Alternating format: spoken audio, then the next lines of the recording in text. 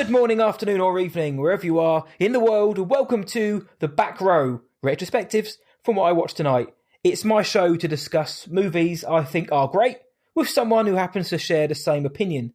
And joining me in the back row tonight, and in the blue corner, it's the Angel of the North. Usually at the movies, but thankfully not tonight.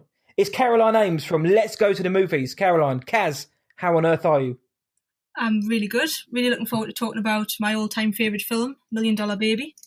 Oh, God. I was just saying off air that I've been waiting to speak about this film for, I don't want to say how long, but I've never been able to find somebody out there who loves this film. And of course there are people out there, but you need to shout louder. You need to shout as loud as Kaz, because I cannot wait to dive into this with you. Before we talk about the film, I mentioned Let's Go to the Movies. That's your website to talk film. So for those out there who aren't aware of you, and if they aren't, why aren't you? Do you want to just describe what your site dives into and the work you do in the film fandom?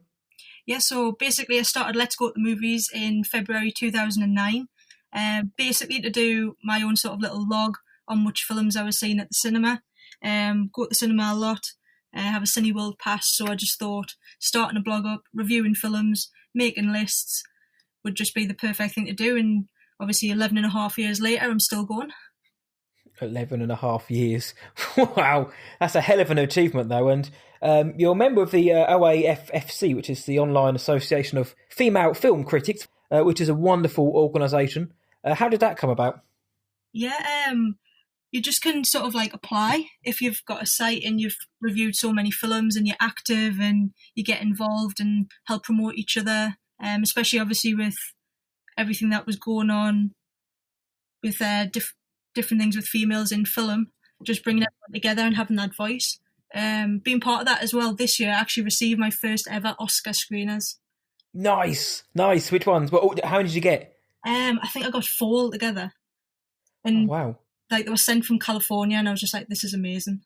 Yeah, I'm just up north in the United Kingdom and someone in California. That's awesome though. So I'm still waiting for my Oscar screeners. They must have got lost in the post, I assume. They didn't quite make it down to Essex. But so what do you do? Do you watch them? Is it all logged on like an online database, or how do you go about feeding back about those?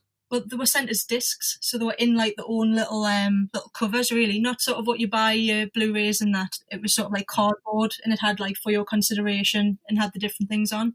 But I'd seen the films, because one of them was Hustlers, another was Us. So I'd seen those at the cinema, but still to receive them was pretty impressive.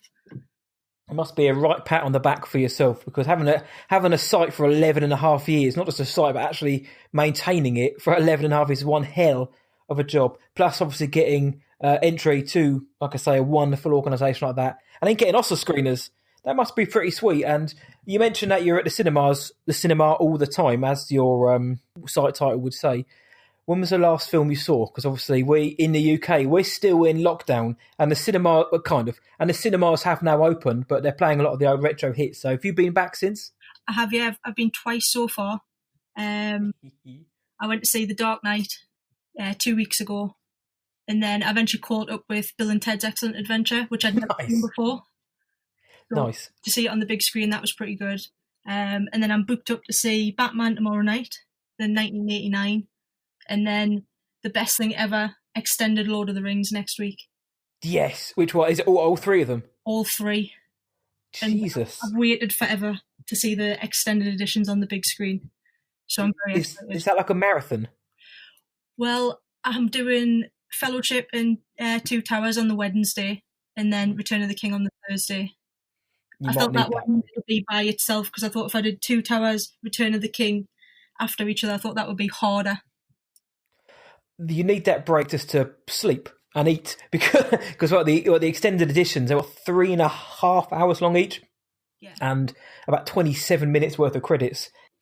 I would love that, and I've got a Cineworld pass as well, and I'm quite tempted to go and check one of those out. I remember seeing the theatrical editions at the theatre, and I've got the extended edition, but like you say, big screen, big sound, that's what I'm all about. And The Dark Knight, I remember seeing that in the cinema. I went opening night for that, and that blew me away. And Batman, that will be interesting to see how that holds up on the big screen, the 89 version. Yeah, I'm hoping, because they've released the 4K Blu-rays that it's going to be 4K on the big screen, because obviously I haven't seen that one before at the cinema, so that should be good. Because The Dark Knight, I saw that 3 times, but I eventually got to an IMAX. Some of it's filmed in IMAX, wasn't it? Yeah. As Nolan does. But we've got Bill and Ted 3 is now being released on VOD, so I haven't even got to get up to go and watch that one anymore, but that makes a bit more sense. But I could sit here talking about film all night, but in the back of my mind, I'm getting left hook, I'm getting a right hook from boxing films, and I was saying off it, I love boxing films. Rocky is one of my all-time favourite films. To be fair, I like all the Rocky ones, even the crap ones. So boxing films have always been something I enjoy. So let's do it. Let's talk about $1 Million Baby. But before we get into what Caroline thinks, what we're all here to listen to, let's dive into the admin of $1 Million Baby. So it's directed by Clint Eastwood, who had previously directed Mystic River, Unforgiven, amongst others. And since this film, he went on to direct Letters from Iwo Jima, Gran Torino, American Sniper, The Mule, again, amongst others. He's done a fair bit, Clint Eastwood. You've probably heard of him. And the film stars Clint Eastwood himself as Frankie Dunn, Hilary Swank as Maggie Fitzgerald, Morgan Freeman as Eddie Scrap Dupree, Jay Baruchel as Danger, Margot Martindale as Earlene Fitzgerald, Anthony Mackie as Sherelle Berry, and Michael Pena as Omar. It premiered and released on December the 15th, 2004, so almost 16 years old. Had a budget of $30 million, though $18 million, depending on who you believe, versus $216.8 million worldwide box office returns. Nominated for 7 Oscars, Best Film Editing, Best Adapted Screenplay and Best Actor for Clint Eastwood, and it won for Best Actress for Hilary Swank, Best Supporting Actor for Morgan Freeman, Best Director, and the big one, Best Picture. So we're dealing with the big one here, Best Picture. What's it about? It follows Margaret Maggie Fitzgerald, who is an underdog amateur boxer who's helped by an underappreciated boxing trainer to achieve her dream of becoming a professional boxer, and the two form a close bond that will irrevocably change them both. Now, that's the admin. So for those who haven't seen $1 Million Baby, it's about 2 hours and 15 minutes long, give or take. We are going to be diving into every aspect of the film, so this is your spoiler warning. We're going to talk about the beginning, the middle, the end, what happens to characters, the things we love. We're diving deep this time. So if you haven't seen the film, spoilers. And that's the only time I'm going to say it again. So go check it out, come back and listen to what Kaz and I have to say. And hopefully you'll agree with us. So enough from me. Caroline, $1 Million Baby. Why does this movie rank so highly for you? I think it just has a bit of everything. In terms of, obviously, like you said, about boxing films and sport films in particular. I work in sport. I've sort of played a lot of sport, do a lot of sport. And I think just being able to see that on screen and what it means to someone, how hard you have to work, I just find that like amazing to watch. And obviously the way that the film goes as well, it's very deep. It has so many different things going for it. Obviously the performances are just outstanding, and I just love everything about it. It does go quite deep, I suppose. You could say that about this film, and yeah, boxing films get me. Like I said, whether it's the underdog story, the rise of the underdog from rags to riches, I don't know, there's something about like the visceral, like, raw nature of boxing. I think that just gets me. And I slept on this film for not an awful long time, but I didn't see it straight away at the cinema. But when did you first catch this film, and what were your first impressions when you saw it? Well, when I first saw it, it feels quite bad having to admit this, but it was on a bit of one of the dodgy VHSs. Someone else got it, it's fine. Some people listening won't even know what a VHS is. Yeah. Videotapes before DVDs. So I just remember watching it, and I just got this copy, was told that it was like about a female boxer. Thought, oh, that'll be great. Obviously, female sport, fantastic. Mm-hmm. Obviously, I had no idea sort of which direction it was going to go in. I kind of just thought, oh, it's going to be like a female Rocky. Yeah. And you kind of think, all right, it's going to be female boxer. She's going to sort of rise up like Rocky, but then obviously goes a little bit different to that and have a bit of a twist in there. I was just, as you were saying that, I was just thinking in my head, what could have been? Because I remember watching this film. I saw it about a year after it came out, and I wish I'd seen it on the big screen like yourself, like you said as well before we came on. I wish I'd seen it on the big screen. I remember watching this like, oh, this is great. She's knocking falls down left, right, and centre. But then I looked at my watch and I was like, we're about 45 minutes into the film, and she's KOing people in the first round like nobody's business. What's going on here? I didn't think there was going to be the twist that we got. But I was thinking, what's going on? I mean, is she going to win the title, and then are we going to deal with her on a come down? Like, she's got to the top. Where does she go from here? I was thinking, that must be what it's going to be. They're not going to pull some fast one on us, but as we found out, they did. So let's talk about the movie then. And what we do on Retrospectives, for those new to the show, we basically talk about our favourite moments. Whether it's a scene, a sequence, a moment, a bit of music, anything that we loved about the film. We're going to spend pretty much the rest of the show now diving into what we loved about $1 Million Baby. So, Kaz, I mean, one of the first things that you can think of or that comes to mind when you think of this film that you love, what you got? I think it's just hard to pick where to start. To be honest. Obviously, like the training sequences and sort of her age as well, especially when she tries to get Frankie to train her, and he just says no. First of all, because she was a girl, and the whole girly tough ain't enough. You sort of put that to her. But then she obviously had that extra sort of spark, extra thing about her because she wanted it so much. She was willing to work hard, and obviously Scrap then helping her out a little bit. And it's just, I think it was just the determination from the character and Maggie to do it. And there's one scene where she's running on the beach, and I just think that is like a perfect shot where she's running across the beach, because there's nowhere harder to run than on the beach. No, and it's about 4:30 a.m. as well. Yeah, and she's obviously getting up before going to work, a horrible waitress job, stealing the food from the plates because she can't afford it because she's paying to do the boxing. And I just think everything about what she wants to do is just so inspiring. Mm-hmm. Yeah, they could have made it really mawkish had it been written not as professionally and efficiently as it was, because this is written so bloody well. This film is. Then seeing a waitress take steak off someone's plate and put it in the tinfoil for the dogs, and they could have focused more on those aspects. But the way they showed her life outside of her dream, the reality, I think they did that really well. They could have oversold that, they could have overplayed that. I think they got the balance right. And it's about somebody who has nothing to lose, wanting to make something of themselves. And what isn't inspiring about that? And exactly what you've just said, it is to drive. She goes into the hit pit, Frankie Dunn's gym, which is losing money, we're told, like every day. So not making any money. And she won't take no for an answer. And we get that kind of, that the masculinity side of it. We're like, I ain't training no girl. Girls aren't tough, blah, blah. Basically, what kind of reflection is it going to be on me if I'm training a girl? And you get that kind of stuff. But I love how they don't spend all of the film trying to overcome that.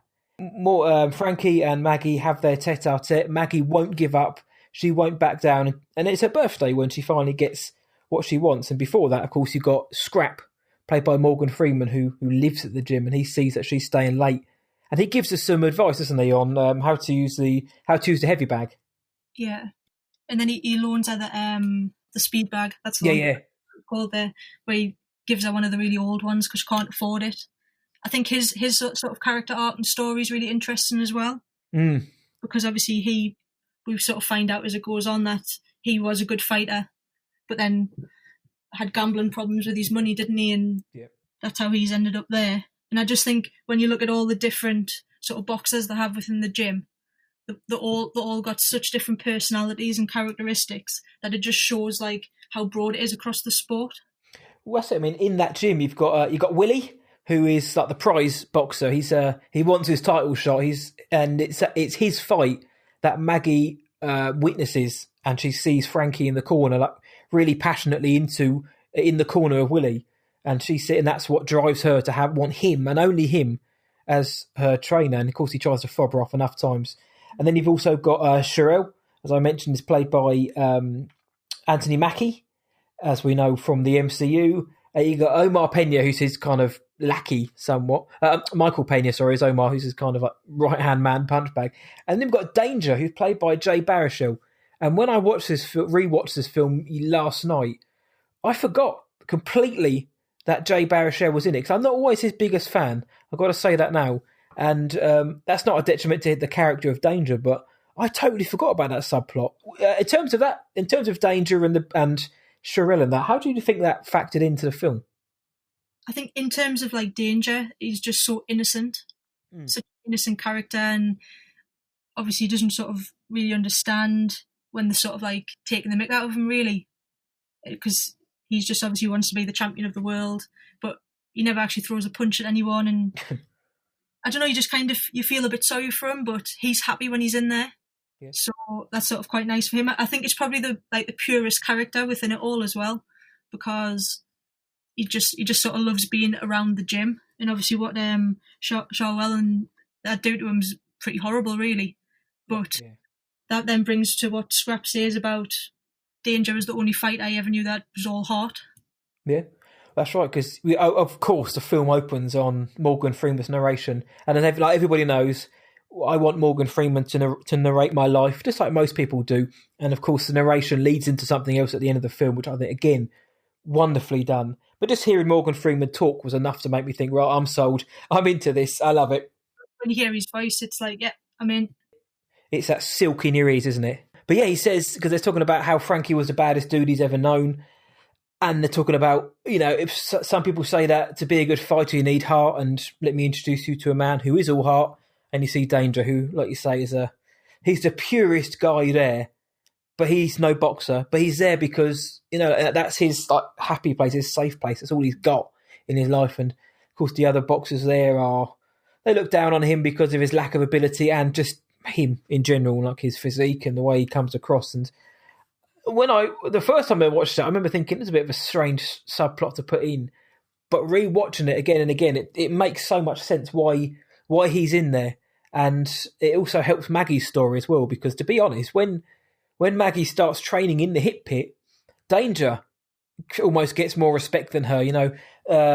Scrap and even Frankie respond to him and actually speak to him more than they do Maggie, which I found interesting.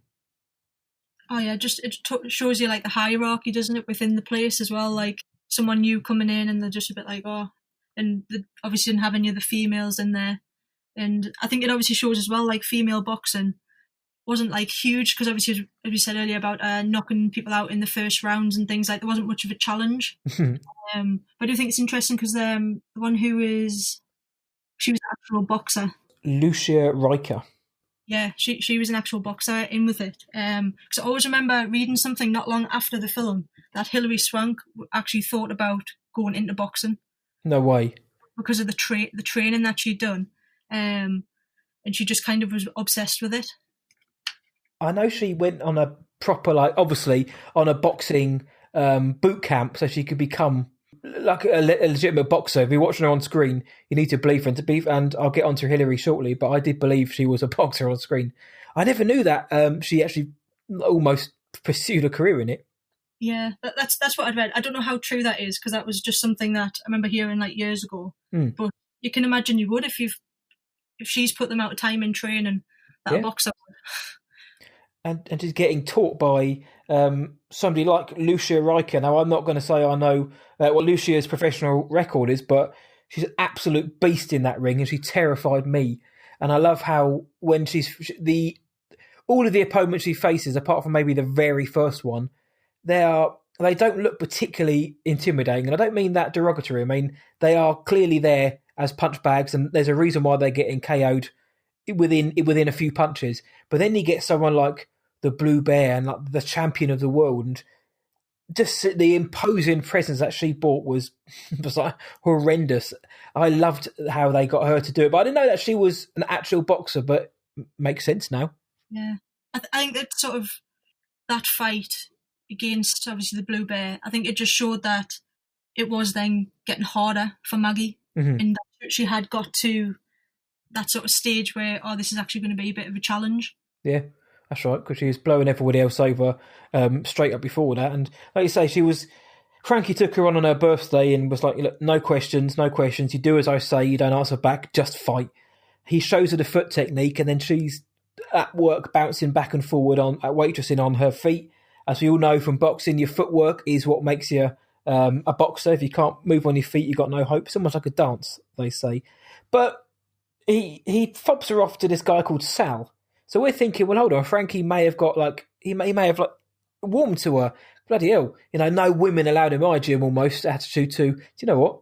I quite like her. And then he fobs her off to Sal at the first chance he gets. And I remember watching that thinking, I didn't remember Frankie being such a sod in this film for the first part. Yeah, he wasn't very nice at all, was he? No.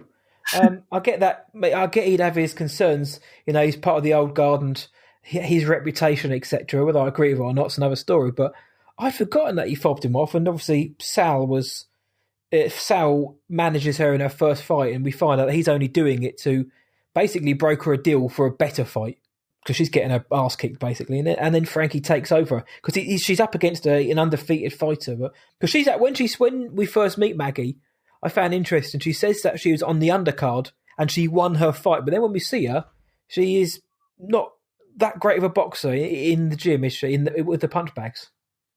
Yeah. It was like, it's the difference, isn't it, between sort of the competition of boxing in a ring to then actually learning the better techniques to help you improve in it. Yeah.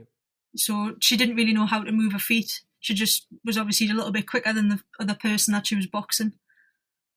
Yeah, it must have been a fun fight to watch that one, to be fair. But see, I could never be a boxer. Have you ever tried boxing? I've done sort of a little bit of like boxer fit and things like that, but watching this film did make us want to try and do it. Nice. Oh, I was only throwing it out there just because he said you were sporty. I mean, if I got onto the boxing ring, I'd get destroyed by anyone. So I used to be sporty, but now sitting in cinemas for the last God knows how many years has rendered me unfit. I'll put it like that. But and then obviously, so we're talking about that first fight, and Frankie takes over to coach her, but that's kind of the first time we see Frankie shift, isn't it? When he's watching that fight from the balcony and he's saying, protect yourself. That's the first time we see Frankie's changing. Yeah, I always kind of wonder how much of it's sort of a double narrative in the fact that she sort of reminds him of the daughter that he doesn't speak to anymore. That's a great shout. Please elaborate on that. So obviously we see him where he's writing letters to a daughter. We don't know her age, we don't know sort of anything about her, but for me, I always saw that she must have been a similar age, like a similar age to his daughter, because of the way that he acts to start off with. He doesn't really want anything to do with her because it obviously reminds him. But then when he is watching that fight and then he steps in, I kind of feel that he's kind of becoming like a father figure to Maggie, and that maybe she's replacing like his daughter, which I think obviously we don't really find out what happens with that or what happened to her or anything with that, but I quite like that about it. No, we don't actually, do we? Find out about that. We know at the end what Scrap's been up to, but we don't get a resolution with Frankie and his daughter, which just I again, depressing, but I quite like that. Yeah, that's something I like as well. Like one of the things that I wrote down here as well was that things don't always have a happy ending. Yeah. This film doesn't. Like it does have happy sort of endings at different times, but it doesn't mean that you're going to end up with a full overall happy ending. Everyone's buzzing, life doesn't go like that, does it? And I think that's another reason why I love this film, because parts of it are quite realistic in that sense. Yeah, and I mean, even Rocky, it's an uplifting film, even though he loses his fight. It's the journey and it's the respect and everything is made along the way. And I just assumed, maybe naively, that $1 Million Baby would be the same. But like I say, after 45 minutes, and I'm thinking, well, she's taking people down easily here. There's got to be something coming up, but I had no idea what was coming. I'm not even going to pretend.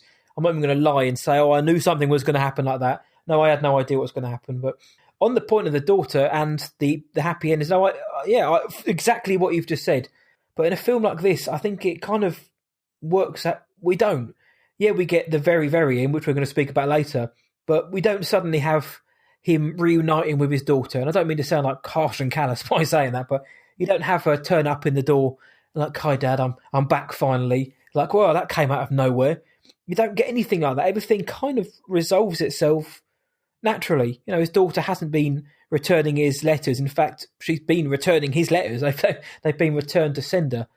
It would be very strange if he suddenly just turned up at the hit pit and was like, hey, Dad. We'd just be like, where did that came out of nowhere? That would feel like a forced happy ending. And Scrap Scrap and Danger kind of get like a kind of happy ending, which is so you get that sort of shoots of hope throughout. But the film has been labelled as very depressing. I don't know if I fully subscribe to depressing, but it is a downer at times. But we're talking about the father side of it. I've got in my notes here that I mentioned that first fight, but the time when Frankie really, to me, shows that he's taken Maggie under his wing as like a surrogate daughter almost is after one of her first fights, she gets her nose broken. She has to snap back into place, and he says, "Look, you've got 20 seconds to end this thing before everyone knows." It turns into a geyser all over the front row and explodes. But she goes to the hospital to get her nose fixed, and she gets called in. And as the doctor's taken away, Frankie stands up and he looks really concerned. He's like, I'll be right here. As she goes in, and I was like, oh, bless him. It's the sort of thing a dad would say to their young daughter going in to the doctors for the first time without the parent. And that to me struck me as like the first time that Frankie was really, whether he wanted to admit it to anyone or even himself, that there was a bond there, that he cared. Yeah, you can see that was like sort of his little, he kind of got softer, didn't he, as the film went on, and as sort of things happened within the ring and sort of out of the ring as well. Because when you meet her family as well, which is just pretty horrific, isn't it? And I hate her family. But, right, poor Margot Martindale, right? I've obviously seen her in so many things, but I still can't get the picture out of my head just being horrible to Maggie. And like, I feel Universal Studios top actress.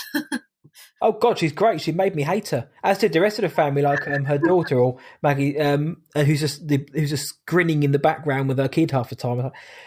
It's really hard to realistically portray a bunch of bastards, basically, and they did it so well. Because again, it could come across as schlocky, as cheesy as OTT, but oh my God.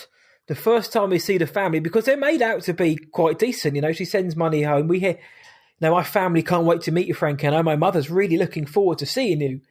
And she buys her mother a house, or the whole family, this really decent little house. And then as soon as her mum sees it, she just complains, And like her sister's like, there's no appliances here. And the mum's like, you shouldn't have got me this because the welfare's going to stop. Why don't you just give me the money? Oh, and then after that, when she's like, her mother says to her, get a man, live properly. People laugh at you when they find out what you do. And Frankie's in the background. Again, just like inside, you can tell he's fuming. But when you meet her family, it adds such a massive layer of depth to her and the film, but to her, because Maggie comes across as someone who's determined, but also really quite a sweet person. And then you meet her family, who are just the opposite. I know, you just wonder how she's managed to sort of be so nice and sort of caring and still like sending the money back. And there was another part of the scene as well where she had like the black eye from the fight, and she makes a comment about like Frankie doing that to her, and I was just like, no, that's wrong. I was like, he's like a dad. He's like the father figure. I was like, you can't say that. I was like, there's nothing romantic going on between them. I'm like, no. Yeah, leave Frankie alone, eh? He didn't do it. Honestly, Margot Martindale was so good in that role. And the family, again, that we'll shout to the family later on when we get towards the ending, but that ain't the end of the family in this film, when they become even more despicable as the film comes on. Anything else? I mean, we've got loads more, but what else have you got on your list which is just $1 million awesome? I'd sort of like put about like the different relationships as well, like the one between Scrap and Frankie, sort of best friend, best buddies, known each other for years, and just some of the little sort of stories between them. A bit like sort of near the start when he takes the burger in for him. And he's kind of like makes it look like, oh yeah, I got you this, and he's like, no, I ordered it and I didn't want it. Like, oh, thought he was sort of being nice. And then the conversations about like his socks as well. Oh yeah, that's quite a funny conversation actually. Yeah, and I think it just like Frankie obviously cares about him a lot, but I think he's sort of beyond help, isn't he, in terms of money? Yeah. Sort of look after himself, and I think he mentions going to the track as well, doesn't he? That's it, when he says, I can give you more money for socks and something like HBO and stuff like that, and it's like, well, it might end up going on the tracks. I can't lie and say it won't. And it sounds tongue-in-cheek, but you can tell. Like you say, he's been given money for socks, and his nighttime socks have got, his sleeping socks have got holes in them. his daytime socks have also got holes in them, but he gets money to get new ones, and he's obviously not buying socks. So there's something going on, obviously, with Scrap. But yeah, I mean the relationship between the two old timers, Morgan and Clint, Frankie and Scrap, is just like match made in heaven. And again, it's almost like Frankie doesn't want to admit that he cares. Obviously, we know he does, but he's too much of a man's mate. He's too grizzled. He can't admit that he cares. And the cheeseburger scene is like a perfect encapsulation of that. He's come in late at night with a cheeseburger, so I didn't want it. I thought you might want my offshoots, my discarded meat. But yeah, they're them together, and how we find out later on that Frankie used to train and manage Scrap, and he was there on his 109th fight when he lost his eye. And you kind of feel like he's never got over that, don't you? Like Frankie's never really gotten over that. Yeah, that he kind of feels responsible a bit, doesn't he? And yeah, that's probably partly the reason why he's sort of still like looking out for him and looking after him. And it's just, I don't know, it's just, some of it's quite sad as well, isn't it? But it just highlights what can happen in the sport. So one minute you could be like Willie, where he's had his championship fight, but then the next minute you could be losing your eye like Scrap did. So showing like the brutal nature of the sport.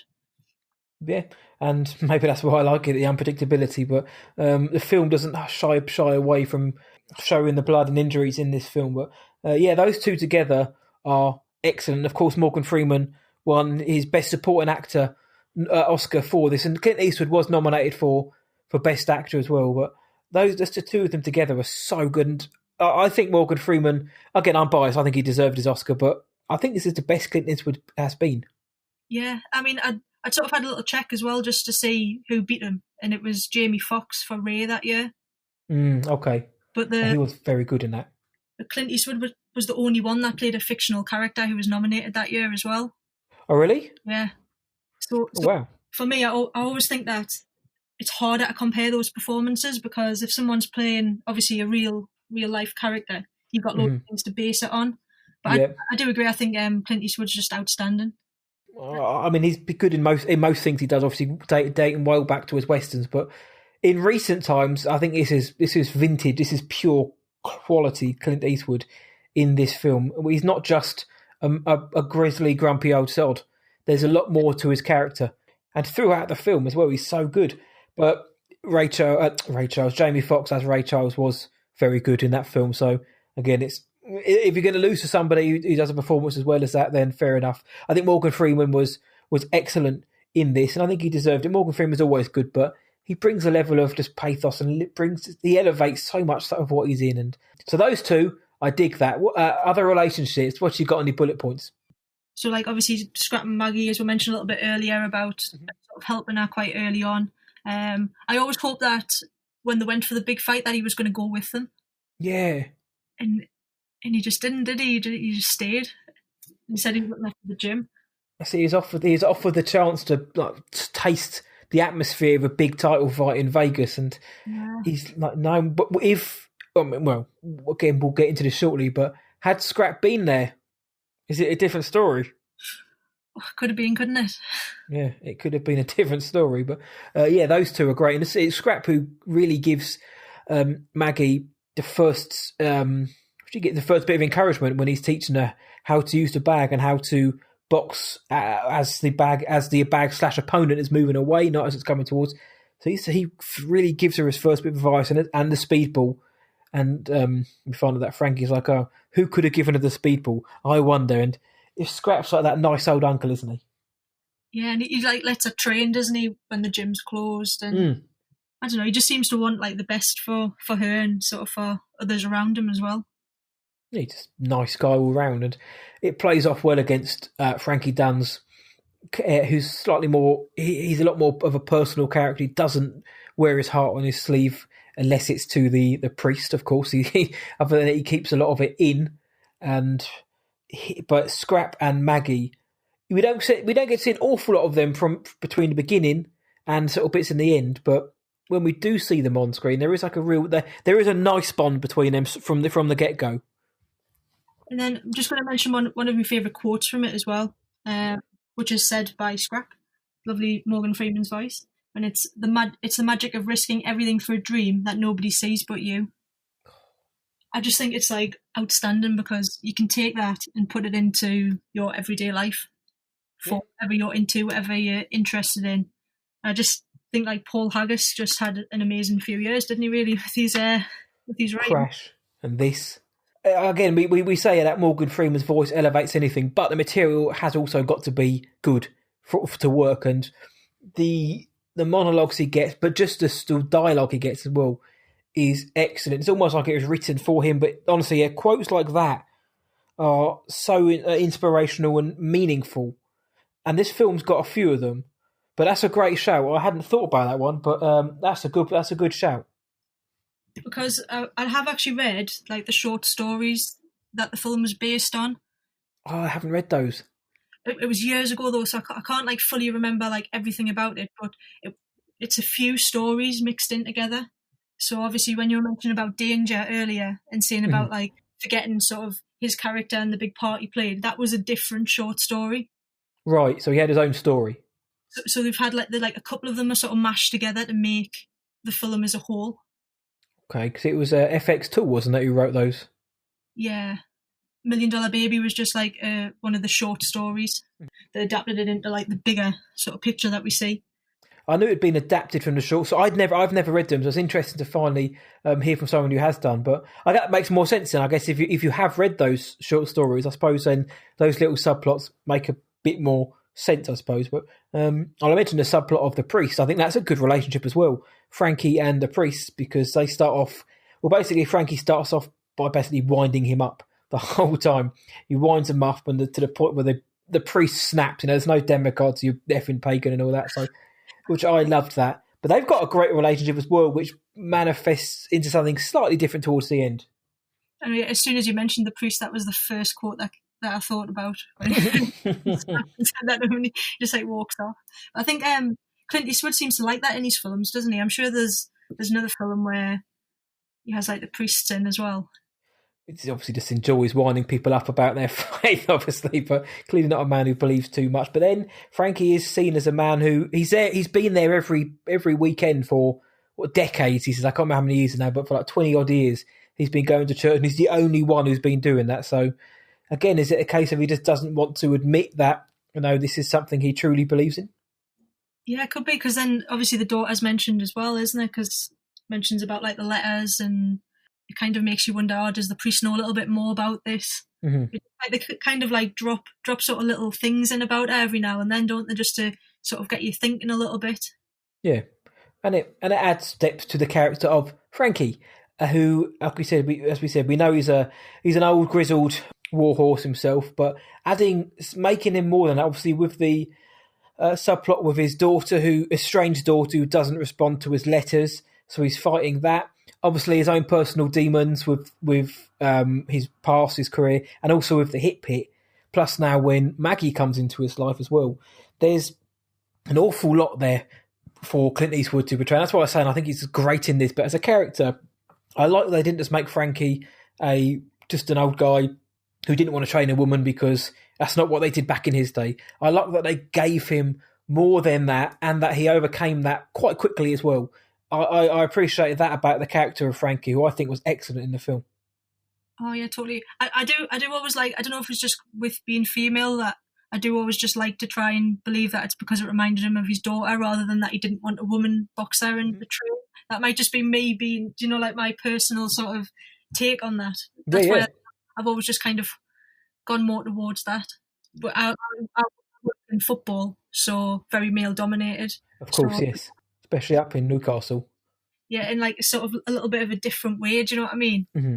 And that's why I kind of always sort of hoped, and then like it just raises the questions, did his daughter used to box? That's a good shout. Like it's just so many questions, and I just, that's what I love, because you can just decide what you want about her. And did Maggie sort of fill that sort of void for him and replace sort of give him a heart again type of thing? Because he seemed pretty beat up and given up on life, hadn't he, at the start? And yes, the whole Makushlu, and he just has a bit of a sort of second wind as such. That's a hell of a point. I'd never thought about that. Or maybe he wanted his daughter to box and she didn't want to. Maybe that's what pushed them apart. And then in Maggie, he sees like somebody who he could, like I say, fill that void and put his passion into. Again, that then takes on a different angle as well. But yeah, I mean, that's what I love about film is what your thoughts on it are in terms of, is it because he sees too much of his daughter in her or just sees his daughter in her, is fantastic, more so than just, I don't want to train a girl. Because, I mean, that there are elements of both in the film, because he is literally saying, girls aren't tough and how's it going to look on me, blah, blah. But like you say, there is also, he's the story with his daughter, which never gets fully resolved. There must be more to it than that, than just, she doesn't return his letters. And that would make perfect sense for why he is initially resistant and then becomes the surrogate father, the father figure that, by the sounds of it, he never was for his daughter, and she never had. Even though Maggie speaks about her daughter, her father, in good terms. A few times she mentions him, she speaks about him in positive terms, but obviously he's not around anymore, and Frankie takes that mantle.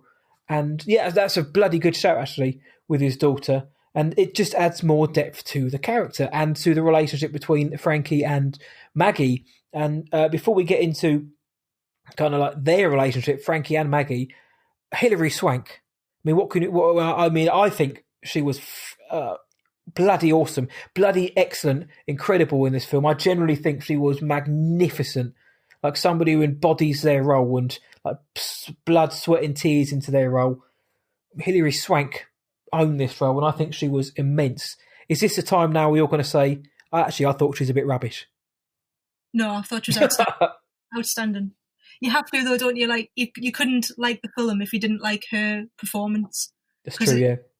It is all about her, really, isn't it? I mean, as much as we've spoke about Frankie and Clint Eastwood and Morgan Freeman, even though Eastwood is in obviously the leading role, it's still all about her, isn't it? It's her story, her focus. And yeah, I just think Hilary Swank is just on a different level. And something I found interesting when I was doing sort of a little bit of research into the background, that apparently she found the character of Maggie easy because she had a similar upbringing. That's interesting. Probably helped as well. Yeah, and I found that interesting, but I also found it quite sad as well, because obviously, as we mentioned, like a family, it's what the Americans call trailer trash, isn't it? Yes. That is like that upbringing. I remember her Oscar speech, because I watched it not recently, but a while ago, but I remember her saying something similar and saying something like, she also came from nothing, like the character of Maggie, so to be up here in front of all you guys winning this award, what the hell's going on? What's going on with my life for this to be happening? So I remember her mentioned actually when she won her Oscar for Best Actress, and again, some of the actresses she's up against, like Imelda Staunton and Annette Bening, Kate Winslet, I think. It was a stacked category, but she was by far the best that year. And this is one of the best performances I've seen in any film. I think I genuinely do believe that I absolutely love the character of Maggie and how Hilary Swank portrays her, because she's tough. She's got that steel, but she's also got that vulnerability to her. And she also, just like we mentioned, she seems like a really sweet girl. So she's not just a perfect rags to riches story. There is a lot going on with her character and a lot to overcome. And I think Hilary Swank did so well encapsulating that. 'Cause I think Sandra Bullock and lots of others were either up for casting or were actually cast at one point, pretty much. But Hilary Swank is perfect. I mean, it's easy to say that in hindsight now, but she's the actress we got, and she was fucking damn brilliant in this film. And honestly, her portrayal, like I say, it's one of my favourite performances of anyone in any film I've seen for, decades. It is. It's just like outstanding, isn't it? And then obviously it was her second Oscar win as well. She won for Boys Don't Cry. That's it. Yeah. But people forget that multi winner. And then she ended up splitting up with her husband not long after the second Oscar win as well. Yeah, after she said something like, she's learnt from her mistakes, I want to thank my husband. And a couple of years later. How successful she was. Yeah, life gets in the way sometimes. Yeah, obviously then what happens in the film makes it all the harder to stomach because we grow to love this character, not because she's a plucky underdog, but everything about her. Like even when she's in her first fight, when she wins, like she's like genuinely so happy. There's no airs or grace. There's no arrogance when she wins the first fight. She's just like really excited. Like, oh, wow, I'm bleeding all over the place, but wow, that was awesome. And it's really nice to see. And of course, Frankie's just dismissive and she's having to fight against him the whole time. But she's so likable, which then makes what happens harder to stomach. So before we talk about the twists, then was there anything in the first, I guess we'd call that the first phase, like pre-twist, you wanted to mention? I think obviously just with what you said there, just going back to that Rocky link, because of the way that she was winning and working hard and training, like that was the same as Rocky, wasn't it? Obviously we don't get the punch in the meat and things like that in this one, but no, we didn't really need that, did we? She didn't have that option. Yeah, I don't think that would have worked in this film. But to be fair, with the vibe of this film, like the visual look of it, to be fair, punching a dead carcass probably would have actually fit in, because this is a very grimly lit film, and I don't mean that negatively. The use of lighting and shadows is excellent, not just on the faces and the bodies, but in the gym when Scrap first confronts Maggie, and you just see his lower half, and then later on that's duplicated with Frankie when he comes to see her and talk about the speed bag and her foot movement for the first time. You just see his lower body, and when they're in the car, you just see the lighting on their face, and in the restaurant, and just like bathed in shadow. Not the restaurant, but after the fight and they're having a meal, talking about the title fights, the shadows across their faces are just incredibly done. It was Tom Stern, who's a cinematographer here. And there's a very green look to everything. Green is everywhere in this film, and of course Mackie gets her gown, which I think we should probably mention as well. But a little scene in the film before the big fight, is they're driving home from Maggie, after she gets her Mo Kushler gown, which I wanted to mention in a minute. But they're driving home, and Maggie's talking to Frankie about how she loved a dog. Her best buddy was a dog called Axel. And then one day, she saw the shovel in the back of the garden, and she realised that the dog had been put down. And you kind of think, oh, that's a nice, sad story. You don't realise how much weight that particular line has later on in the film.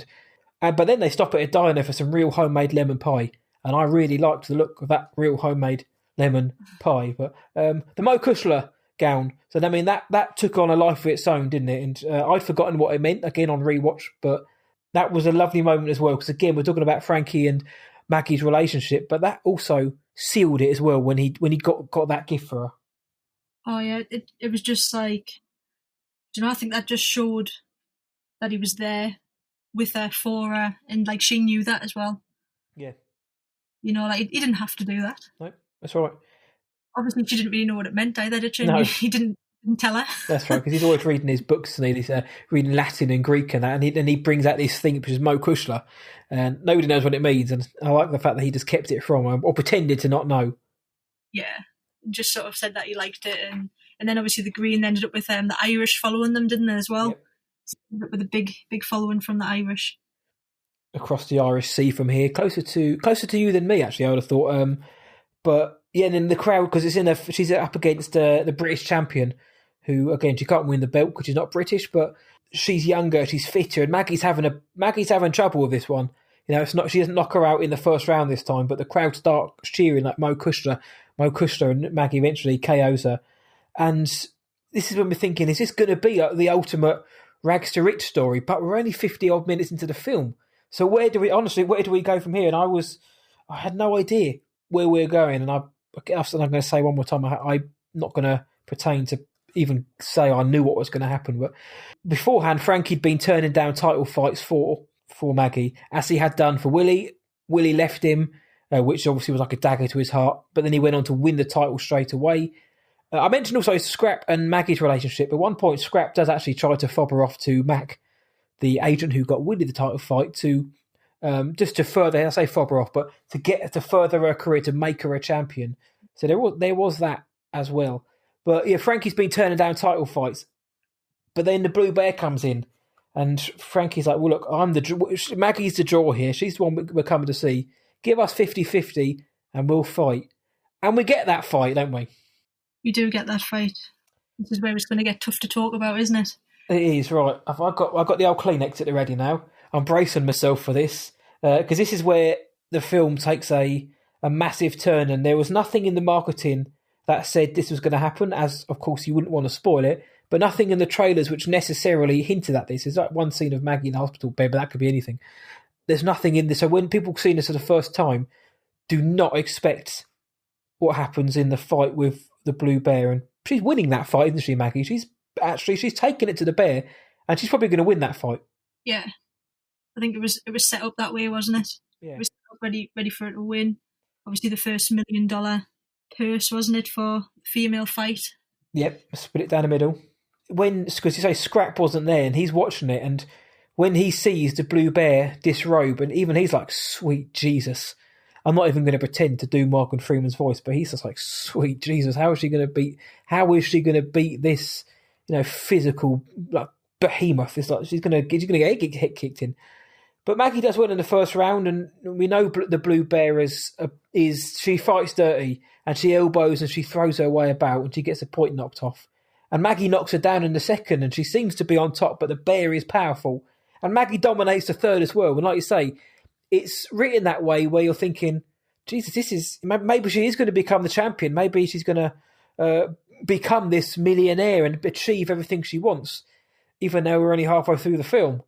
And then like one of the most sickening twists in film. When you first saw this, Kaz, what the hell firstly, did you know this twist happened? And secondly, what did you think when you saw the sucker punch? Oh, I had absolutely no idea. Mm-hmm. Even when they put the stool in, and then she put that, I still didn't think, oh, like this is going to be bad. Do you know, like it was just one of those things where I was like, all right, the stool's being put in. Like, why are we being shown that? Like, that's a bit weird. It's weird B-roll. And then obviously the punch, and then the fall. And then the sound effects. Yeah. Yeah, I had no idea that was coming the first time I saw it. And it's kind of a moment where everything goes silent. You're like, oh, damn. Oh, Jesus. You're like, it's just a shock again, because you grow to really like the character of Maggie and how Hilary Swank portrays it. And Frankie as well. You can see that Frankie's coming around. He's come round to her. He loves Maggie, he's got that special like paternal bond almost. And then when you see that, it just makes it even more sickening. And even the blue bear almost looks like he's like, Jesus, oh no. I was watching her thinking, was she like bothered by it? But it turns out she looks like she may have realised the error of her ways. But honestly, I had no idea that was coming. So again, we're halfway through the film here, aren't we? So when you're seeing this for the first time and not expecting it, what are you thinking is going to happen now? Still not what was to come. No. You just kind of thought, all right, yeah, like the fight's had to stop. Not really then thinking how serious obviously it would be to hit you off something like that, and obviously your neck and your back and everything. You don't really sort of think about that, but then you're like, why did he put the stool in? What did he do that for? It just created so many questions where you're like, what's just happened? Because you were waiting for that Rocky moment, weren't you? Yeah, yes, champion, get in, well done.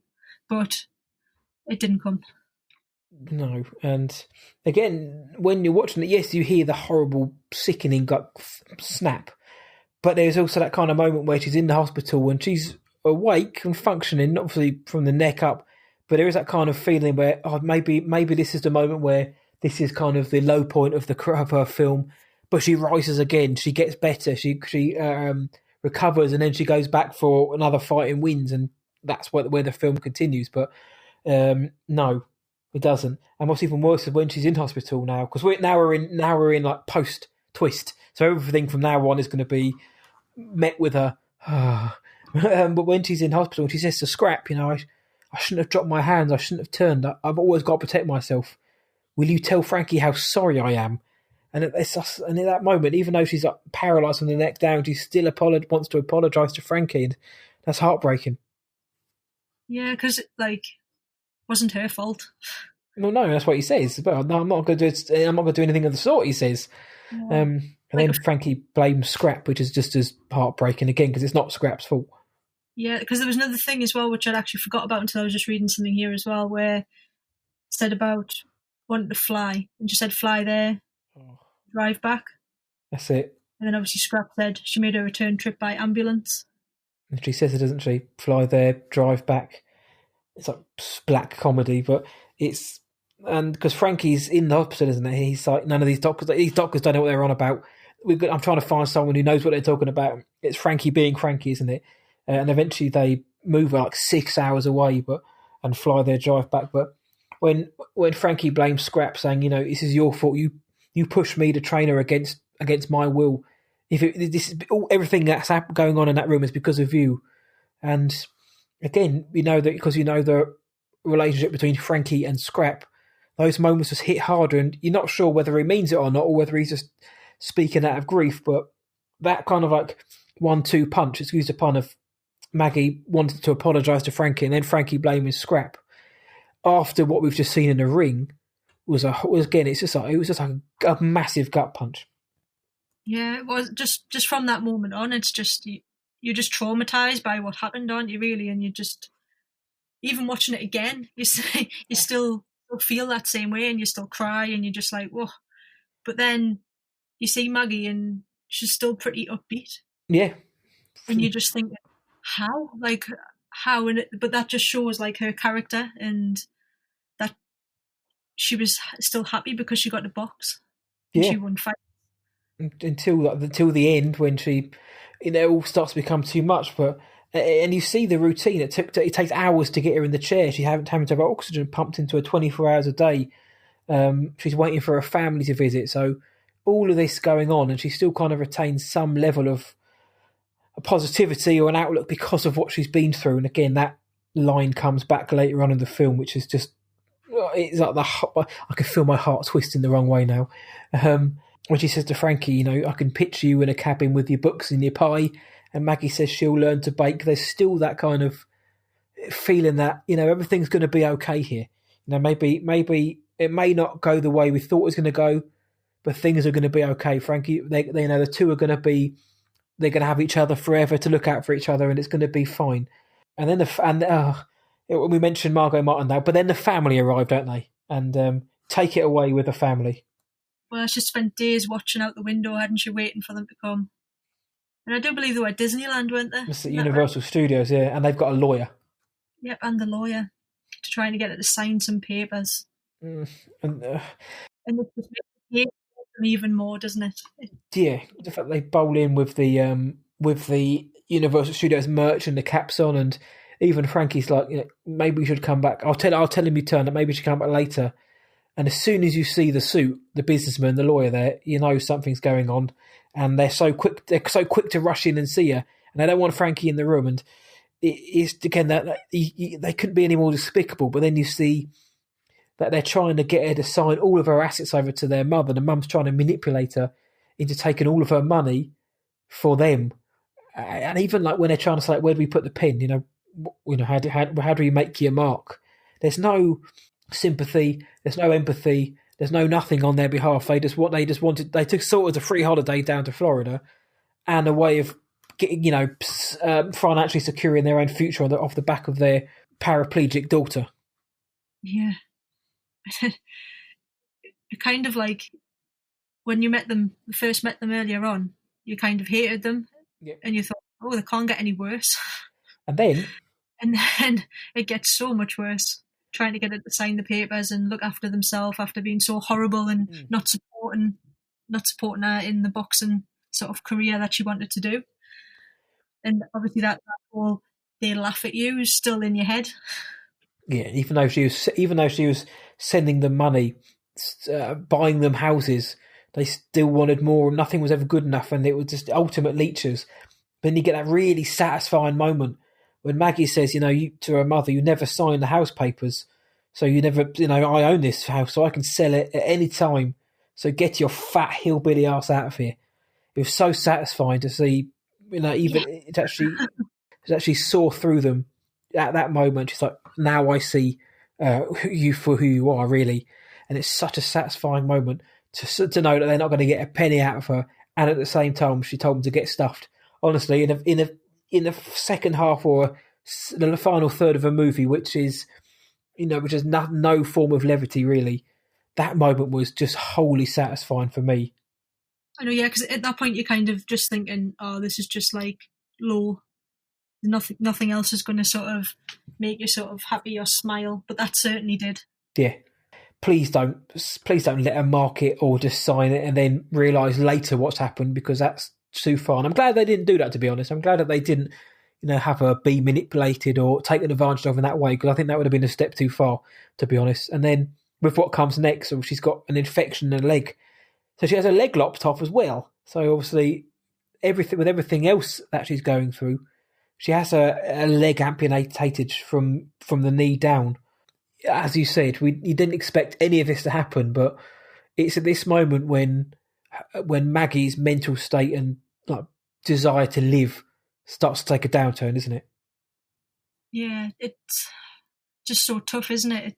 It's such like a tough thing to happen to anybody, and then to sort of put it on screen and sort of creates a lot of debate around it as well, doesn't it? And what would then happen after that? Yeah, it's what else could happen? Especially when she tries to take it into her own hands, doesn't she, and biting her tongue. Oh, well, that was a horrifying scene. Because, Frankie gets a call in the middle of the night, doesn't he? And she's she's biting her tongue and she's bleeding profusely, nearly bled to death. And then they stitch it up, she does it again, but it's just a scene of her being held down with blood all in her mouth and dripping down her face. It was horrible to see.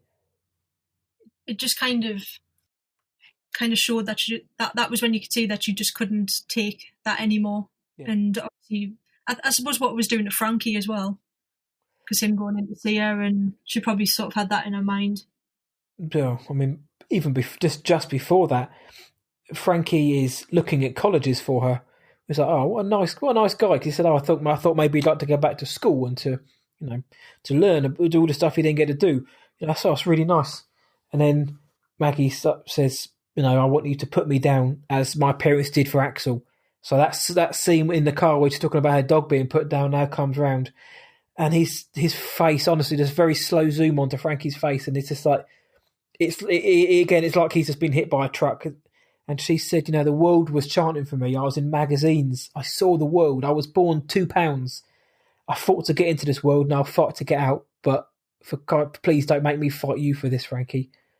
But he's like, I can't do it. Don't ask me. Please don't ask me. And then she says, I'm asking. And that again, in a film which has got so much heart-wrenching moments. That's another one when we see Maggie, everything she's been through, and now she's, she wants out now, but she's asking Frankie to do it. And Frankie's conflict from here on out is just a massive burden to bear, isn't it? It's so horrible and sad. Yeah, I think obviously that link back to obviously the dog and putting that sort of in there. I think we as viewers have that same reaction as Frankie, where we're like, "Oh man, no." When you remember what happened to the dog. Yeah.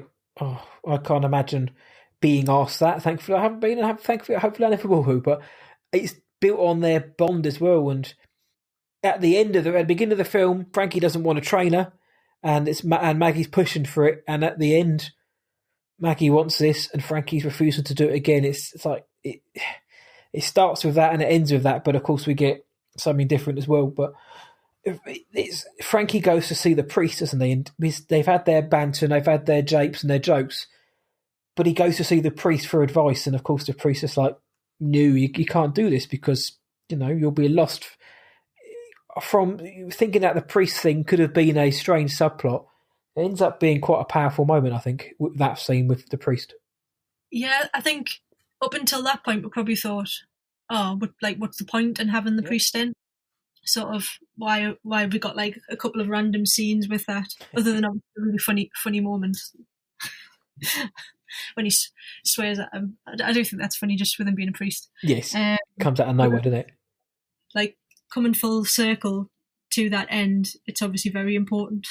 Yeah, and another great line. He says she's not asking for God's help; she's asking for mine, and that's a great line. But also, it's in the delivery. It's in like the almost unrestrained fury, almost of Clint Eastwood, the way he says it. He's asking for mine.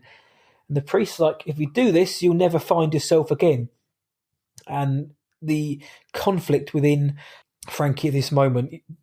Did you think, when you're watching this for the first time, if you can remember, What did you think was going to happen? So you think after this to happen, you know what? We all know Frankie, and then he's going to the priest and he's being told, "Look, you're going to be lost," and he's not. He doesn't want to do it. Did you think he was going to do it? To be honest, I can't really remember the first time now, but I think yes, because now that she ended up sort of like that and wanted him to do it, he was going to be lost anyway. Yeah. Because he was lost before she came along, sort of not going to then have her anymore. So I don't know, it kind of just makes sense really, doesn't it, that he did do it, which, I don't know, it sounds pretty harsh saying that. No, yeah. But there was, I guess there was no other way to end the film either before we get into that, because if he hadn't have done it, then Mackie would basically forever be living in like this very horrible state of not wanting to be there. And would Frankie keep going back? You know, would he kind of look at himself and be like, I can't keep going back to see her because every time I see her, she wants me to do this and I can't take it anymore. So I guess there wasn't really any other way for him to go. That's just my opinion. But would you agree with that, or did you think that, or are you thinking that he could have got away of not doing it somehow? No, I think he had to do it to protect her because she would have just kept trying to bite her tongue. Mm-hmm. I think she would have kept doing that, and that was probably worse than what he did. Yeah, him having to see that as well, yeah. Because obviously with what he did, it was a bit quicker, wasn't it? And sort of a bit more instant in a bit of a nicer way, if we can sort of say that. It's really hard without being sort of offensive in that sense. Well, it's true though, because from what in the way you're saying is that obviously a painless way compared to a very painful and bloody way as well. I mean, yeah, you could say that quite easily, yeah. And before that final moment, then we get Frankie goes to see Scrap. He's already accused him of, or put everything on Scrap's shoulders. You know, Mackie is she's paraplegic now. She's lost because of you, Scrap. You wanted me to do this. Everything's your fault. He takes it back. And what I liked about Scrap is he's like, goddamn right, it's not my fault. There isn't like a loving, tender moment between that. He's just like, damn right, it's not my fault. But the way Scrap kind of says, Mackie got her shot when so many others didn't. And, if she dies today, her final thought will be, I did all right, and I think I can rest easy with that. And I love how Scrap isn't, you can tell it's weighing on him still, but he's accepted that Mackie, from where she started to where she ended, she probably has done everything she ever wanted to do. So if it is going to win today, then she's not going to go out unfulfilled. And I like how Scrap is almost, he's kind of like he's the everyman. He's the link between the characters and the audience. And I think how he said that was wonderful. Yeah, just it brought it all full circle, didn't it? So he sort of basically he's narrating over the whole thing, isn't he? Yeah. Sort of talking through everything and just bringing that through, and obviously Morgan Freeman being so perfect with his voice. I think it just adds to it, doesn't it? And it kind of soothes you in a way, because you're kind of like, all right, okay, yeah, that makes sense. Yeah. Well, you're right. You are right, and it's almost like a reminder that before the characters get to their end game, Morgan Scrap is saying, this isn't it's awful, but at the same time, Mackie, she started here, she wanted to achieve something, and she did achieve, and she's become more everything she wanted to be, and maybe this wasn't the way she wanted to go, but the type of person she is, she's going to look back and think in her last moments and think, you know what, I didn't do bad at all. And just the way Scrap's like, I could sleep easy with that. He's made peace with what is going to happen or what could happen.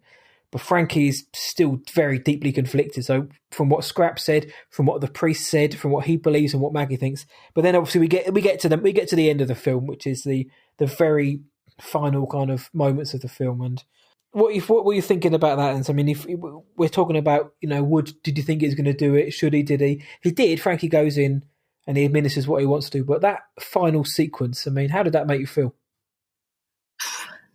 Yeah. It's hard to sort of sum up and talk about, really, because while you're watching it, you're pretty much sobbing. Yeah, no, you are. But while it's obviously going to be horrendous for him to deal with, he's kind of doing her last wishes. Mm-hmm. In that sense, I suppose it's quite nice. if you can call it nice. I don't know. It's such like a moral dilemma, really, isn't it? Mhm. It's those situations where what is right for that. Yeah, I mean, it started off as a boxing film and ended up as a story about euthanasia, basically, didn't it? Yeah, I think it caused a little bit of controversy as well, that ending. I can imagine it did. I bet it did. But that's just one of those things where it is really tough, isn't it? The sort of, you can't understand how you would feel if that sort of happened to you. Oh, yeah. And, I mean, things only cause controversy if there's something behind it, if there's maybe an authenticity or if it hits close to a bone of some sort. I can see why certain groups or organisations would look at this in an unkind light, but I don't think that was the intent of the filmmakers to make a light of euthanasia, of disability, or anything like that. I don't think it was, unless I'm mistaken, or unless you believe differently. Oh no, I don't think so either. Like, I think obviously at the time when I first watched it as well, I probably wasn't really old enough to understand all of that sort of thing, sort of around it. Because how old would I have been then? 17? Mm-hmm. 17 when I first watched it, and I don't think at 17 I really sort of understood the more moral things about that. Mm-hmm.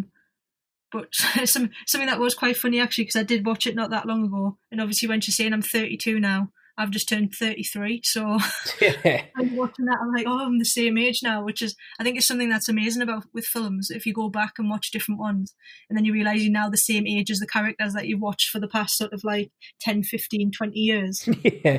Oh my God. Sometimes it can make you feel great. Other times it can make you think, oh shit, oh God, no. Yeah, I think I was 2005. I would have been 19 going on 20. So about similar ages actually. Yeah. So, and I'm the same. I don't recall watching it for the first time and thinking, oh, I bet people aren't going to be happy about that because it shines a light badly on this. I don't think anything like that. I was just like completely swept up in what was going on, and it's not just the visual; it's what they're saying to each other and how obviously Frankie. He kind of sneaks into the hospital, but even though the door's very loud, but he does make sure that nobody sees him come in.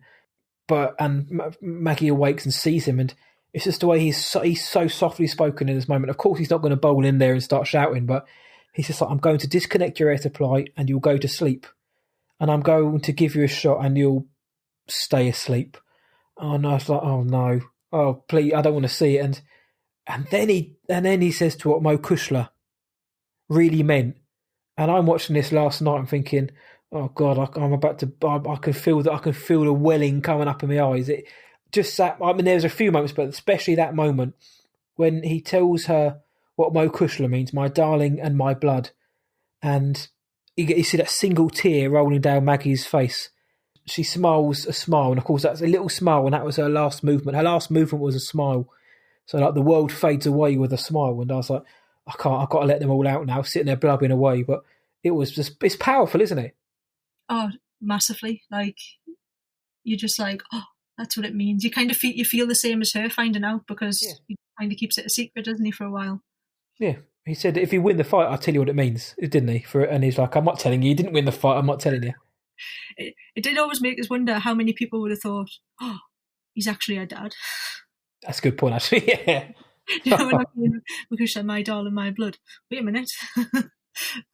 All along, that was her dad. But that's a good point, actually. I'm glad they didn't go that route in the real film, of course. But that would have been horrendous, wouldn't it? Just I am your father. I'm sure they've done that in another film somewhere else before. But yeah, that's so familiar, doesn't it?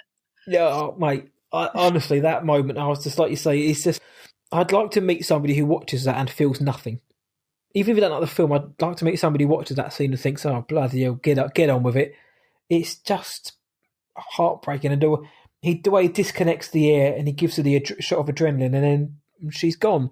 And it's a shot of Frankie when his lips quivering. You know, he can see that she's gone.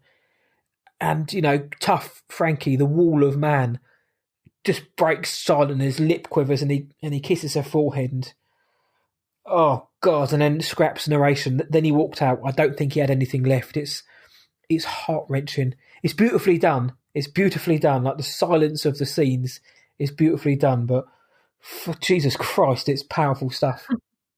It is, isn't it? It's just kind of like perfect, really. because it's so shocking because of everything that's happened.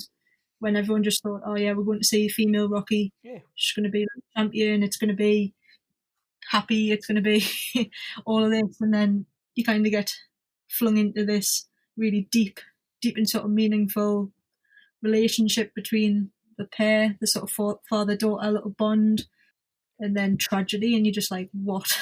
It's a hoot, isn't it? It's like, oh, great. I guess as a female, then watching this, obviously you're going into it thinking, oh, great, we're going to get an underdog story with a female boxer. She's going to rise and it's going to be an inspirational figure who's going to end up winning. I think so. You're not the only one who thought of that, and I know I wasn't, and I'm sure plenty of people did. As a female, then how are you viewing this film, which starts off as that underdog rise story and ends like this? Ends obviously with her dying. How did you view that then? I think I still sort of saw it as like she went for a dream. Do you know what I mean? She gave it an amazing shot. She was kind of there. Obviously, a total like freak accident happened. Like you couldn't sort of make that up, really, could you? In terms of the way that it unfolded with the stool being placed in. But I still think, in terms of like female characters, especially when apparently we didn't have any until Wonder Woman. I think people need to watch older films, don't they? Yes. I think it's like an incredible female character. And I think at the time as well, even though like obviously it had the tragic end, I think at the time that's probably why I instantly loved the film and kind of was like, it quickly became like my all-time favourite film. Yeah. And it still is. Like if I do like a top list, it's still at the top, which sometimes people are like, really? Honest, but yeah, watch the film again and you'll see why.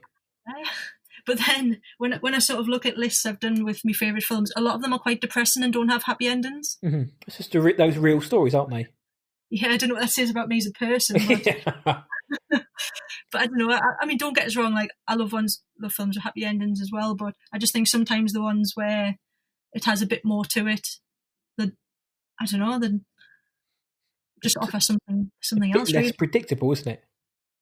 And I think the fact as well that it won obviously Best Picture, yet don't really seem to talk about the film that much. That's a great point. Why? What I mean, again, it could be there's a plethora. There's hundreds of reasons probably, but why is that? Because everyone talks about Crash shouldn't have won, and people say Green Book shouldn't have won. I personally thought that was a great film, but nobody talks about why $1 Million Baby deserved to win. Yeah, it seems to go like, I don't know. It seems to go under the radar a little bit. You would hope the fact that it's been on has it been on Amazon and Netflix in recent times? Yeah, it has. Yeah. I think wherever it's on, I watch it. Yeah. You know, I've had it on DVD, Blu-ray, VHS, on Apple. Yeah, dodgy VHS. But do you know what I mean? Like, you hope that when things are on Amazon, Netflix, that especially if it's got like Best Picture. Because personally, I like to try and watch things that have won Best Picture or been nominated. I have like an ongoing Best Picture project, which was something. I've seen that. Yeah, I kind of just started it to try and watch sort of better films or make better choices about films, because if they've been nominated, there must be something decent in them. Yeah. Plus, it's a good opportunity just to watch films that may have slipped under your own radar as well. A lot have slipped under mine. So let's hope that this actually encourages people to go and watch $1 Million Baby. Well, it bloody should do. If not, we'll have Kaz to deal with. Well, looking at who was up for Best Picture, you had Sideways, which I'm not gonna lie, never seen it, never actually heard of it. Ray, Finding Neverland, based on the Man Who Was Peter Pan, and The Aviator with Leo DiCaprio, Cate Blanchett, by Scorsese, and obviously $1 Million Baby. So out of those 5 films, $1 Million Baby is by far the best, and a lot of people may say The Aviator, but $1 Million Baby, and I don't know, maybe this could be heresy to some, but maybe because that year wasn't particularly stacked, I think that's why it doesn't get spoken about. Maybe because it deserved to win, rather than, look, there's 5 incredible films here, how do we pick one? Or like the whole La La Land Moonlight scandal. Whereas to me, this seems like more of a game, set and match. It was there to be won and they won it, rather than, I think, $1 Million Baby. Maybe that's why I didn't get spoken about, because it was probably expected to win and it did. Yeah, I mean, I've seen all 5 of those films. Oh, you've seen Sideways? Yeah. Is it good? It is actually. I think you'd enjoy it. It was a film that I'd never fancied because I just don't really like the sound of that. But I actually really enjoyed it, and it's pretty funny as well. It is a nice little journey. I would recommend watching that one. I do find Finding Neverland a strange one to be nominated because I didn't really think there's very much to that film. Well, no, yeah. The Aviator's a good, decent, and Ray is. I think Jamie Foxx. I think Ray's a very good film. I think Jamie Foxx's performance is better than the film, but that's my personal opinion. But yeah, a bit like Gary Oldman in which one was that called again? The Darkest Hour. Yeah, like as a film, no, but performance, yes. Like sometimes that happens, doesn't it? Yeah, that's a good shout. And people say the same about Bohemian Rhapsody and Rami Malek. But again, a lot of people liked Bohemian Rhapsody when it came out, and now they don't. But again, the people do give reasons. But I think for this year, 2004 or the 2005 ceremony, I think the right film won, and maybe because for me it was the logical choice. Maybe that's why it doesn't get spoken about, or maybe it is just one of those films that has just slipped under the radar and is known in certain circles as a damn good film. But I mean, it made good money off an $18 million budget, or 30, depending on who you believe. You know, it made like 5-6 times that amount back, if not slightly more than that, actually. Yeah, I think the US box office, it was top for like a good 6 to 8 weeks or something, wasn't it? Yeah, so it's not like no one's ever heard of this film, or only made like $35 million, and you know it was like a smaller independent flick. It's Clint Eastwood, it's Hilary Swank, it's Morgan Freeman. All 3 of them had won Oscars at that point. It's a big vehicle for 3 excellent actors. But maybe people do just realise, look, it's a bloody good film and don't feel the need to speak about it, if that makes any sense. I don't know, but it's a good point. I tell you one thing about the Oscars, though. I couldn't believe it wasn't nominated for original score. That's a good shout. Clint Eastwood did the score, didn't he? Yeah, he did that as well. And for whatever reason, I think I just assumed that it had at least been nominated. And then it hasn't. And I was just like, because I remember buying the CD as well with the music on. And I don't know, I just think even just listening to that separate as well is just like haunting, because you remember different scenes and... That's it, yeah. It's what you remember. Himself, didn't he? Directed it. It's like a proper labour of love, and it shows so, because he doesn't just become the Clint Eastwood story either, but the amount of effort because obviously he's seen this screenplay by Paul Haggis, and he's decided, look, I want to direct this, and the amount of control he took creatively, it's a testament to Clint Eastwood's multiple talents, that he can star, direct, score, produce, everything else he did in this film, and for it to go on and be nominated for 7 but win 4, including 4 big awards. The only other big one it missed out on was his own actor award. It won for Best Actress, Best Supporting Actor, Best Director, and Best Picture. I mean, literally was only missing his Best Actor award to get a complete Big 5 clean sweep, and it's a massive testament, obviously, to every single person involved, but to Clint Eastwood as the face of the film in terms of bringing it to the big screen. It's a huge pat on the back. Especially when Paul Haggis was actually going to direct it as well. I heard this, yeah, and Clint Eastwood was like, "No, I really like this film. Do you mind if I take over?" And it worked for them, didn't it? It worked. Well, it did, yeah. I'm just looking. I mean, Sideways won Best Adapted Screenplay for that year, over $1 Million Baby, The Motorcycle Diaries, Finding Neverland, and Before Sunset. So as an adapted screenplay, from what you can remember, was Sideways a deserving winner? And I know, again, that is all hypothetical and opinions are opinions, but was Sideways a better screenplay? I suppose I've got to say $1 Million Baby. I know it's been my favourite film, and I have only Sideways one. But I do think that after that, though, I think you need to try and find Sideways and watch it and see what you think. I will. I've just seen Alexander Payne's directing it. I didn't like Downsizing, but I do like some of the other films he's done. So absolutely, I'm going to give that a look. So in terms of, it's funny that doesn't get spoken about as much as it clearly should do, because it isn't just us gushing about the film. Like I said, it's a lauded film. It's an acclaimed film. another bit of useless information for anybody that likes this type of thing, that it was the first Best Picture winner to be released on Blu-ray and HD DVD. That is a cool fact, actually. That is because you think, oh wow, this must have been for like the mid-90s. 2005 it would have been released, wouldn't it, on DVD? Yeah. But that was back on HD DVD. Remember when that and Blu-ray were having like a competition? Yeah, I remember that. HD, it's too many Ds. HD DVD doesn't, but as Blu-ray rolls off the tongue. HD DVD. Nah, I'm not having that. It's like, I'm not having that whatsoever. So I guess to wrap up the film, when we find out that Maggie is now gone and Frankie has kind of found peace of himself, we find out that Scrap, he's been narrating the film. He's actually been narrating what he's writing to Frankie's daughter about what kind of a man he really was. And he says a great line that, you know, I hope he's found somewhere between nowhere and goodbye, but it's probably wishful thinking. So the whole time the Scrap's narrating, he's narrating what he's writing to Frankie's daughter, and Frankie's in that roadside cafe with a lemon pie. What a great ending. Honestly, what a fantastic way to end the film and actually give narration some meaning as well, rather than just having it because it's Morgan Freeman. Yeah, it just like, I don't know, I just think it adds to the perfect sort of nature of the film as well, doesn't it? Where sort of things that have been mentioned earlier on are then there at the end. So it just brings it all nicely, wraps it up sort of full circle, and you're kind of watching it still crying, but you're kind of like, oh, that's nice, that makes sense.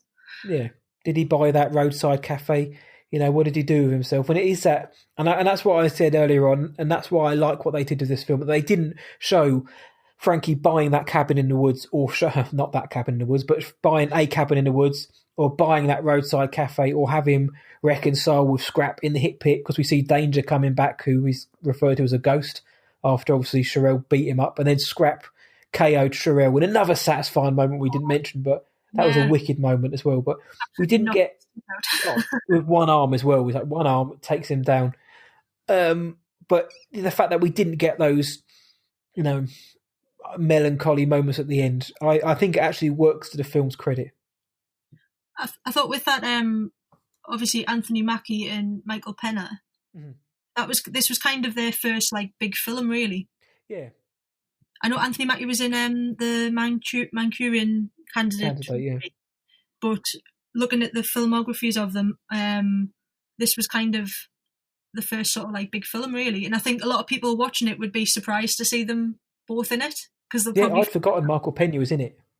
Yeah, I remembered Anthony Mackie was, but I've just forgotten, because obviously they're only, you know, they're supporting roles, they're secondary, tertiary characters, but they're important to the direction of the film, and obviously seeing what they've both gone on to become, not just in the MCU, but you know, they've gone on to have decent careers as well. And again, it's funny when you see where people are now and where they started, and they both started in a film like this. It's not a bad film to start in, or to really get your big break. No, not at all. I think obviously when you're in big franchises, you kind of get sort of sucked into that world, and people forget what else they've done. Yeah. Because I did actually look that Michael Pena was actually in another boxing film, Calcium Kid. I haven't seen that film. Have you heard of it before? I have never heard of it before. Orlando Bloom, in kind of like a Rocky type film, which I'm going to rewatch it, because I haven't watched it since obviously it sort of came out. But yes, I was an Orlando Bloom fangirl. Well, I mean, they had those eyes, didn't they? Yes. Yes. So I will be watching that again, because I sorted my DVDs out and I've got it ready to go, and I have a feeling that I'm not going to enjoy it as much as I did. I've just had a look at it. I recognised the poster, like the big black letters and the big red letters. But then I've seen it's a British mockumentary comedy film with Billy Piper and Michael Pena and Omid Jalili as well. Like, where on earth is this going? I do have it on DVD, and I think I paid full price for it as well. Wow. Well, I will check. Before I'm in no place to speak, because it is a 2004. It came out 8 months before $1 Million Baby. So maybe this was the catalyst for that. Maybe Clint Eastwood saw that and was like, do you know what? I want to make my own boxing film based off Ronnie Ancona and Rafe Spar. Rafe Spar was in this film as well. Wow. I'll go and check it out. And I love boxing films, but this is one which has slipped by the radar. One I saw recently called Jawbone a couple of years ago. That was incredible. Yes, really, I saw that as well. great. I'm glad you like that. It was Johnny Harris and Weller, my boy Weller, did the score for that. But anyone who doesn't see Jawbone, go and check out Jawbone. But so just on, follow me on Twitter after reviewing that. Really? I think he still follows us as well. Oh, blimey. Well, so about $1 Million Baby then. I think I may know the answer to this, but we are every retrospective show, we always give the opportunity. But was there anything in this film which you thought wasn't quite up to the standard of the rest of the film? I'm loath to say you didn't like, or the worst moments, quote unquote, but is there anything in which you watched and thought, I'm not so bothered by that? I suppose it's probably a bit cliche, but no. No, yeah, that's fine. Again, listening to all the other shows, most people say that as well, so there's no issues. I have nothing. The only thing that really bugged me was I really wanted lemon meringue pie after the film, and I couldn't get any because it's really late over here in the United Kingdom, and I didn't have my mask to wear to the supermarket. So I didn't get my lemon pie. But honestly, no, there wasn't. Honestly, I mean, there's lots of things I can see people watching and thinking, oh, really? Like you mentioned with the stool, the stool being put in at that angle. I can see people saying, oh, really? Or little things like that, but no, not to me. To me, this film is damn near flawless. It is. I think it gets better with each viewing as well. Yeah, once you understand that, once you know what's coming, and you can look out for other clues, like we mentioned about the paternal bond with with Maggie and Frankie, and how the other characters work in that dynamic as well, and the moral side of it. It's a layered film, which, again, I don't know why it's not spoken about anymore, but as you said, it should be, because there's so much going on in this film that it deserves a reevaluation. I think as well, obviously we mentioned about age as well, and sort of when you watch things, and sort of your life has a bit of an influence on how you feel about watching something. So sometimes it is good to go and revisit a film that you watched years ago. Sometimes it kind of backfires and you think, oh, I used to like that. Oh. The Calcium Kid, maybe. But do you reckon then, before we move on to what the listeners thought, do you reckon it hasn't been really this could be flippant, but do you reckon it hasn't been reevaluated, quote unquote, or given the love that it damn well deserves, because it is seen as a bit of a downer? Possibly. Because I suppose if you see like lists of films that people make, it's often like feel good films and sort of happy films and things like that. But I don't know. I think sometimes it's hard to sort of get that when it is like my favourite film. I will be releasing my top 50 favourite films, so it's not necessarily going to be film. Not all of them are like great films. Whereas like obviously this one kind of ticks the box of being one of my favourites and a great film. No, and that's what I love about film. I mentioned already, it's subjective. My best of list, my top 50 probably look a lot different to yours. I'm sure there'd be some crossover, but there are films in there which some people would be like, what the hell was that doing in that? This picture is just awful. But it means more to someone else than it will do to somebody else, and that's what I love about it. And maybe an $1 Million Baby won't be for everybody because it isn't the feel-good Hollywood film. But that aside, it's a damn good technical film. It's wonderfully written. It's powerfully acted. It's in my top. I think it's in my top 3 favourite films, or my top 3 best of all time. So it's right up there. And ever since I've seen it, it's had a massive impact on me. And for those listening, for the wonderful listeners, thank you again for your ears. I cherish them. I put out a poll on Twitter and Instagram and asked, what did you think of the film? Did you like it? On Twitter, 80% of you liked the movie and 20% didn't. Whereas on Instagram, 87% of you liked it and 13% of you were wrong. So a lot of, so 80 and 87% of people liked it. So again, it's not unanimous, but it's as good as. So 80 and 87%. I mean, are you kind of, are you agreeing with that, or would you expect it to be a little bit higher? I think I'm quite happy with that. Yeah. I'm quite happy with that result, because obviously we were saying we weren't really sure. People don't really talk about it very much. So the fact that obviously shows it's more loved than not. Yeah, no. I like that. Yeah. And in terms of some of the comments we got, I'll read out a few of them. Joe Caster, who said one word, powerful. The Lone Wolf said one of Eastwood's best, not only as a director, but this might be his finest performance as an actor. Yeah, bang on. My buddies over at Superhero Poll Plus said, stupidly waited years after its theatrical release to make up for it. Watched it literally back to back in the same day. So great in every way. Clint's direction and his mastery of light and shadows illustrated throughout.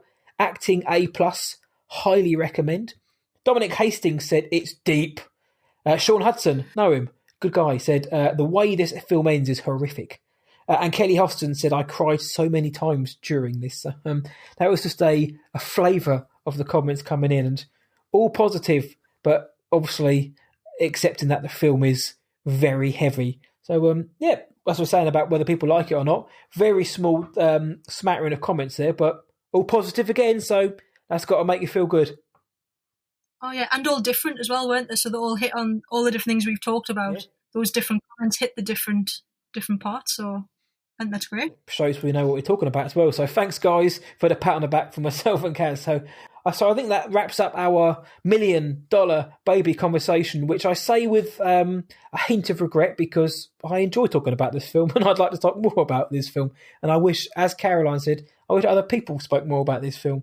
So if you haven't seen the film, sorry for spoiling every aspect of it, but go and check it out. It's a fantastic film. And so for the last, hour and 40 minutes, you've all just heard Caroline speaking $1 Million Baby and film as well. So for the guys out there, if they want to find you online, if they want to follow your work and read your work, where can they on social media, and what's the link to the site? The link to the site is letsgotothemovies.co.uk, and then on Twitter, it's Let's Go to the MOV 7. That really doesn't read very well, but never mind. And then I do have my personal one, and Instagram is Kaza7. There you go, Kaza7, and Let's Go to the MOV 7, I guess. And then, yeah, Let's Go to the Movies. Check it out, because Caroline mentioned the list. There is a ton of lists on there going back, about 11 and a half years of like the best films of the year, the Oscar films, different type genre films. It's incredible to read. You will go down the rabbit hole a bit because there's so much on there. It's great. But I recommend going to read the detailed insight into films, and the one that the OAFFC thought very prevalent to get on board as well. So, Caroline, thank you so much for coming on and giving up your evening to speak some $1 Million Baby. Oh, I've absolutely loved it. It's great to be able to talk about it. I echo that. I'm so glad somebody else enjoys this film as much as I do. And thank you for your insights and to your thoughts, which I hadn't thought about in some of them. So you've you have entertained me, but you've also educated me as well. And I am going to watch The Calcium Kid and Sideways at some point over the next few weeks. So, guys, if you want to find me, usual places, whatIwatchedtonight.co.uk. The reviews are now actually going up on Rotten Tomatoes after about a 4-month, I say hiatus. Other people would call it laziness because the cinemas weren't open. What I Watched Tonight, Twitter and Instagram. We are on Facebook as well, but mainly those two. And if you're listening to this, which you are, if you have a spare 30 seconds, please do consider leaving a good rating and review on your podcast provider of choice. And if you know somebody who loves films, and especially $1 Million Baby, do let them know that there's a podcast where a couple of legends just spend the best part of an hour and 3/4 chatting about why it's so good. If you didn't like this, what you've just heard, just keep it to yourself. Nobody needs to know anything about that. So thank you again for listening. Caroline, thank you again for coming on. And until the next episode, from me, see ya.